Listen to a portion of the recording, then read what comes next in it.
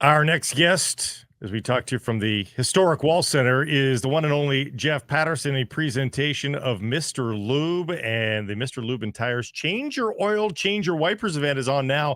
Visit MrLube.com to download your coupon for a free pair of Goodyear hybrid wiper blades with any oil change, only for a limited time at Mr. Lube with 18 locations in the Lower Mainland. He's back from the Jake Milford Golf Tournament as the Canucks gathered to officially open up their company season, if you will, if not on the ice just yet, Jeff. And just hearing from them and hearing from some of the key components, it's kind of nice, kind of signals the start of it all, doesn't it? Yeah, this is always the unofficial start of the hockey season, if you will, for the Vancouver Canucks. Now, normally it's a week later, but because they're stacking their weeks in Penticton, most of the management group and coaching staff, they're staying in the South Okanagan, so they aren't coming back. So they weren't going to have the tournament in between Young Stars and the start of main camp. So a little earlier than normal. And you were talking about wiper blades there. I was surprised. I needed mine as I pulled into Northview this morning. Now, I think it's going to burn off, and I think they'll have a fine day out there. This is a big event using both of the golf courses on the property. And so it's a big fundraiser for the Canucks and their various charitable arms. And people in a good mood. Optimism abounds at this time of the year in 32 hockey markets. And so you can imagine a fair number of smiles. I'm not sure that the smiles were there when guys were asked to step in front of the microphones really for the first time this season. But a few of them did it dutifully. And away they go. A day of golf before getting down to the business of really putting the finishing touches on the run up to training camp. Captain spoke. We'll get to him in a second. But the big news, I think, is that we heard from Brock Boeser. Got a health update. What'd you take away from what Brock had to say? Yeah, seemed he's in pretty good spirits. Got a laugh. Somebody asked him how his summer was, and he said, well, I'm at that age where it's a bunch of weddings. And he is. In his late 20s. Not his wedding, but friends, I suppose, in the marrying age group. So, it sounded like he had to put on a suit a couple of times, at least, over the course of the summer months to attend some weddings. But other than that, look, I was happy to hear him basically declare himself fit and ready to go here. He was on the ice last week out at UBC. He was among the group there. So that was the first good sign that he was in town early and getting in some of those captain skates.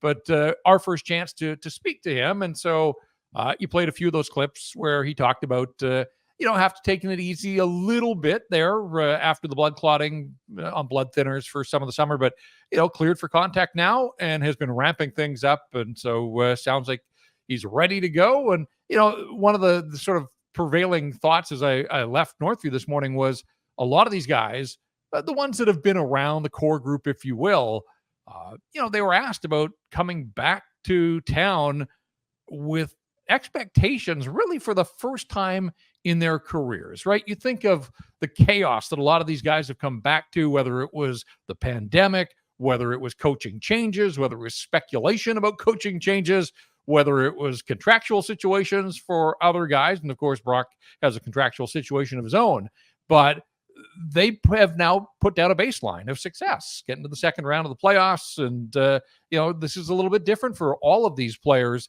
that have gone through the slog and seen the dark times and come through it and enjoyed last season. So, a little bit of difference in that regard in terms of what they're entering here as far as the expectations in the market. But look, nobody's got higher expectations than the players themselves. And so Brock talked about building off what he did individually, what they did as a group. Everybody seems to like the additions that the front office has made here in the offseason. And so, it just sounded like some genuine excitement to ramp things up here over the next 10 days. Yeah, you talked about expectations and, we obviously know Brock and the contract stuff, and we can get into that and obviously our poll question. But Carson Soucy spoke today, Jeff, and he's a guy that you look at and, they brought him in and, he's a guy that we just really haven't seen too much of because he's been injured so much. So what did he have to say? How does he feel? How did his summer go? And kind of as you look forward to him kind of, shoring up that top four on the blue line. Yeah, and he said right off the hop, like the hope is to stay healthy and be able to play more than he did last year. Now, ultimately, he got the injuries out of the way so that he was there down the stretch and into the playoffs.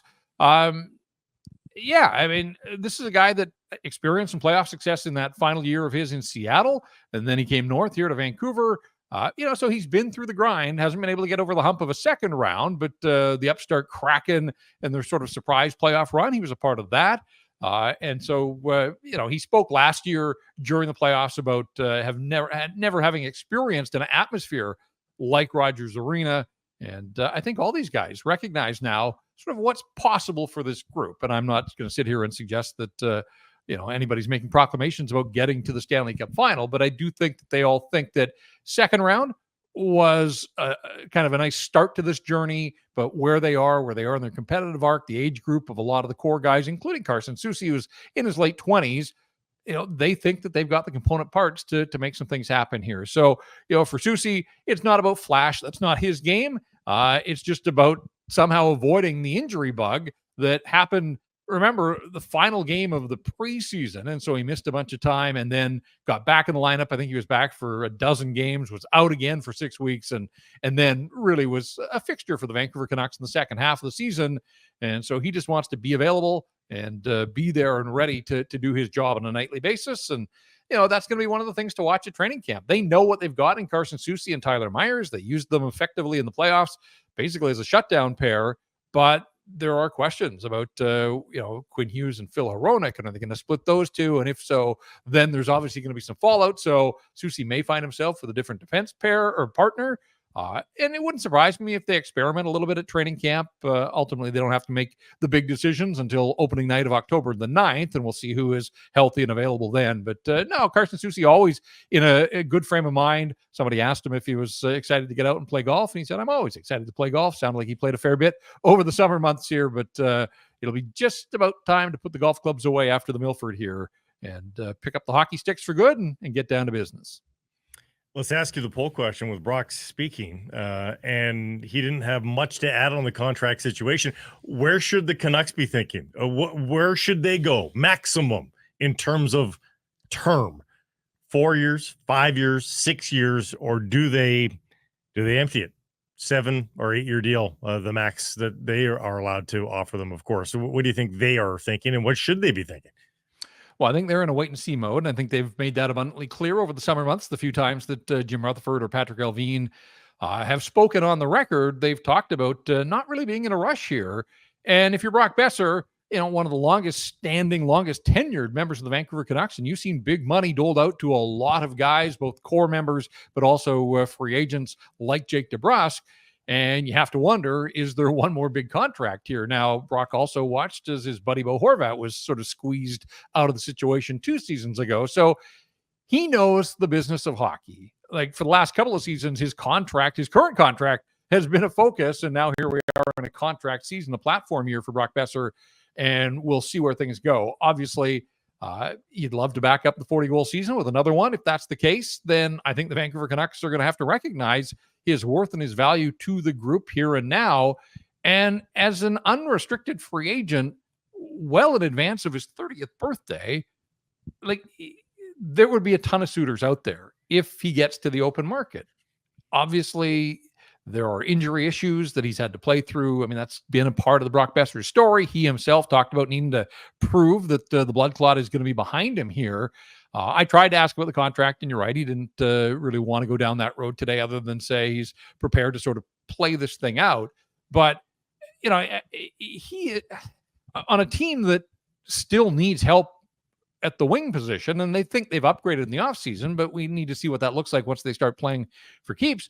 I mean, Brock Boeser is the best goal-scoring winger that they've got. I have trouble wrapping my head around the idea of them having a successful season and then somehow parting with him. I mean, he is a part of what they're trying to put together here. So, it doesn't sound like the Canucks are in any rush to get a deal done here. So I think if you're Brock Boeser, you just got to put your head down, continue to do what you do. And if you back up last year with another one, you're holding all the cards at that point, whether it's here in Vancouver or whether he has to take himself to the open market. Yeah, the two sides, Jeff, didn't talk really at all this summer, to be completely honest. And I think that, from Brock's point of view, it's okay. Well, let's hope we have a good year. Let's build on last year, and then let's see what happens. I mean, we've seen in the NHL 20 goal scorers get paid, 25 goal scorers get paid. You scored north of 30, you're going to be making bank. And Brock's a 40 goal scorer now in the National Hockey League. So my question to you, I guess, now is, what's a successful season for a guy that's come off 40 goals now in a contract year. We've seen players elevate their games in all sorts of different teams, especially when it's contract year. But is it that 30, 35 plateau? Like, do we have to expect that for Brock Boeser? I think yes. Like, this is a guy that had never been a 30-goal scorer, got to 40 last year. It was incredible. But let's be honest, everything broke his way. 4 on opening night. I mean, that was the springboard to a 40-goal season. The other part of the Brock Boeser equation was he played every game up until game 82 of the regular season in Winnipeg when they left him behind on that road trip. And, you know, in order to be a 40-goal scorer, you got to play the bulk of the games, obviously. And so, you know, it was a career high in goals, but it was also a career high in games played for Brock Boeser. And again, there have been a number of seasons that have been cut short by injury. And ultimately, game 7 of that Edmonton series, he was unavailable, which was unfortunate for him and the hockey club. But that's why he talked about hopefully putting that in the past now and having this clean bill of health. But I think when you get to 40, and I'm not going to sit here and say that he's got to now be a 40-goal scorer for the next bunch of seasons. There's variance involved, right? He got a lot of bounces. He does. He scores in bunches. We saw that. I think he had a 4-goal game and 2 hat tricks last year, you know, among his goal scoring exploits and a bunch of 2-goal games. That's what he does. He's shown that over his career that he's a guy that scores in bunches. So will he score in as many bunches this year? Time's going to tell on that one. But I think when you get to 40, that, yeah, 30, absolutely. Anything short of 30 would be disappointing, especially in a platform year like this where he's going to try to negotiate. He'd love to have negotiated off the 40-goal season. It didn't quite work that way for him. But yeah, I look at him, like, I think it's okay to think that there might be a little bit of a step back, but, you know, we've seen him round out his game, address some areas of weakness, become a far more complete player. And I think one of the things that was really impressive about his season last year was all the goals that he scored as a net front presence, whether it was tips and deflections and rebounds. You know, those weren't goals that he scored earlier in his career. He was a guy that get the puck on his stick with time and space, and he could beat goalies cleanly. He still has that ability, but he also showed a willingness last year to get to the tough areas of the ice and became a really strong net front presence. And, you know, he was the leading goal scorer on the power play. I think that he and the hockey club would love to see that continue. But I also think that they think that, you know, bringing in Jake DeBrusk, there's probably another guy that's going to want the puck in the power play. Elias Paterson, JT Miller. Quinn Hughes was talking this morning again about, you know, setting the bar at 20 as a bare minimum for him. And, you know, one way for him to improve his output would be to score a few more on the power play as well. So looking forward to seeing what the Canucks do on the power play, the setups, the formations. Where does Brock Boeser ultimately fit best, and where is he most effective there? But yeah, I think if we have this conversation at season's end, guys, if Brock Boeser isn't a 30-goal scorer, that would be a disappointment.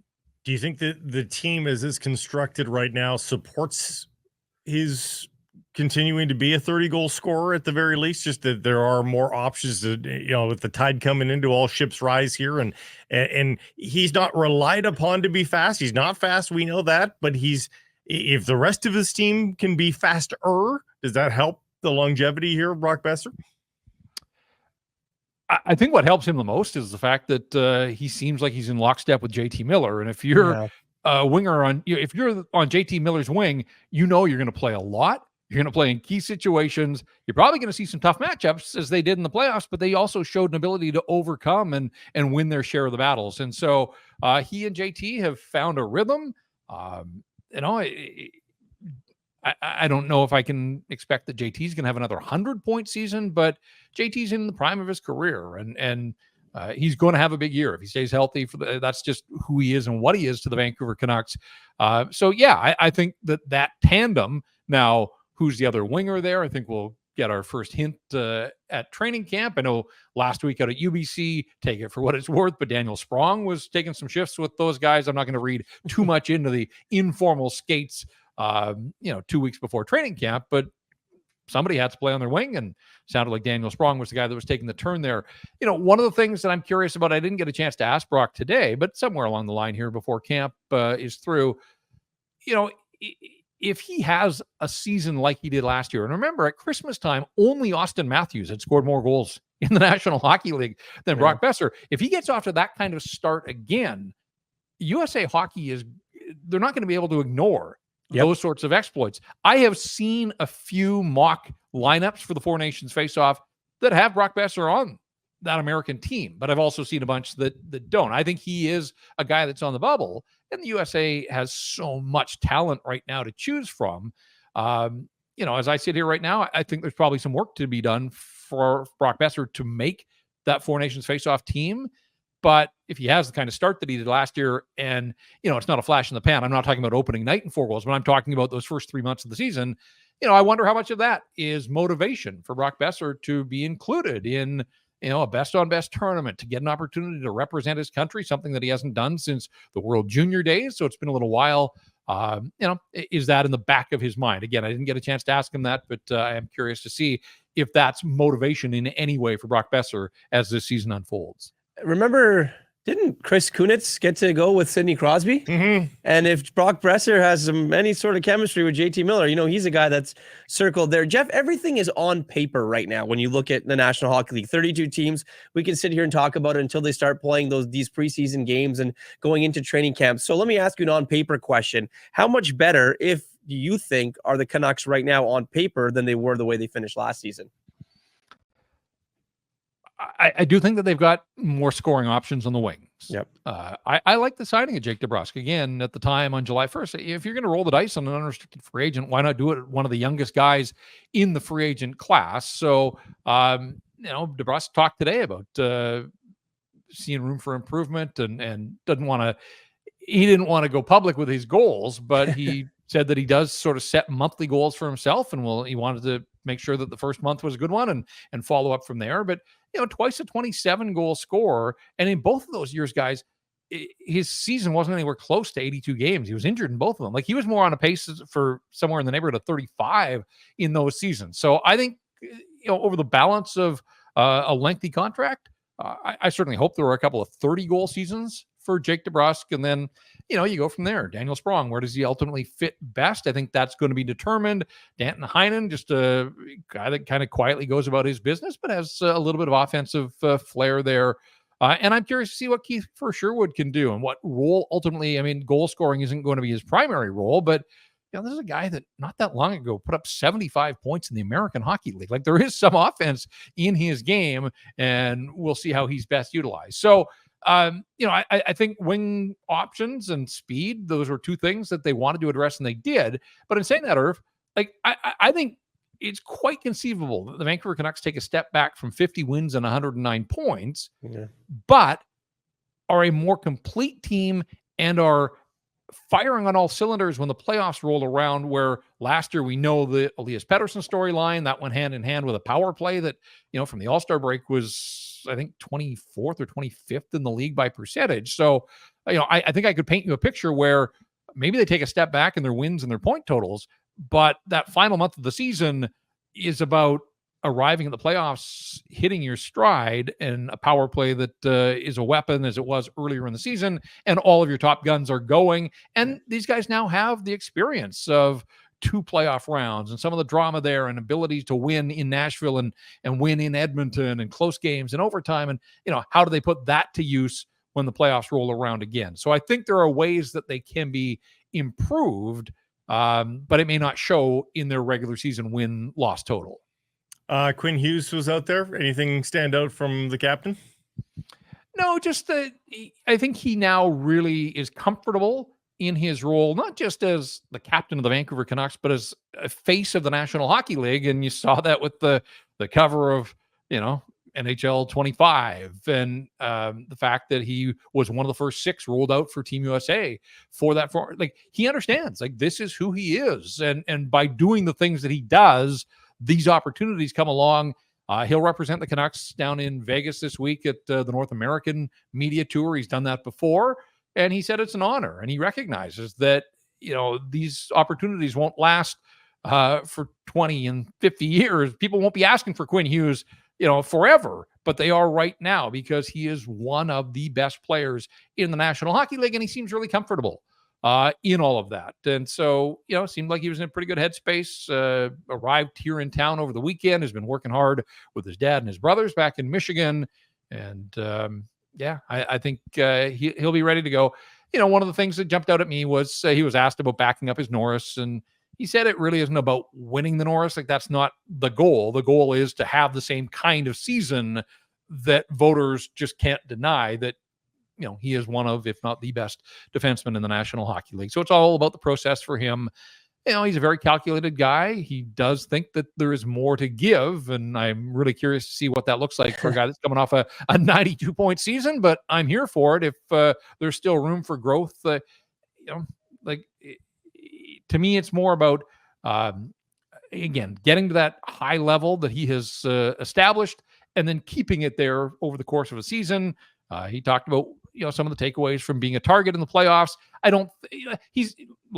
He's so good that teams are going to have to game plan for him, but I don't think he's going to get the same sort of attention in game 16 and game 47 that he did in a 7-game playoff series. But there's no question when teams are coming into Vancouver or they're facing the Canucks that Quinn Hughes is circled on the whiteboard because as he goes, so goes this hockey club. So just another year of really good experiences for Quinn Hughes. And he did talk about how excited he is about this Four Nations face-off. If people wonder if there's going to be buy-in, absolutely. At the outset here in September, he said he can't wait to get, be a part of a best-on-best tournament like that one. And did the goalies arrive in a Pope mobile so that nobody could get at them and that they would be safe and sound? You know what? No sign of anybody that plays that position. I saw Elias Paterson. I saw Tyler Myers and Connor Garland. JT Miller kind of gave us a nod as he did a flyby. Didn't do media today, but the Stars were out in force, but no sign of Thatcher Demko. So no real update there. And I don't know if that means that he's not there and involved or, I was there early in the morning. They don't tee off until afternoon. So maybe he was among the late arrivals, but no sign of Thatcher Demko in the early wave of Vancouver Canucks that were on the ground at Northview. Anything else for him? Oh, I think we're good. We're good. Jeff, you're good too. Thank you for this. Appreciate it. We'll hear more from the Canucks tomorrow as we disseminate the audio from today. But we thank you for your contributions for this one, and we'll talk to you down the road. All right, guys. Sounds good. Thanks.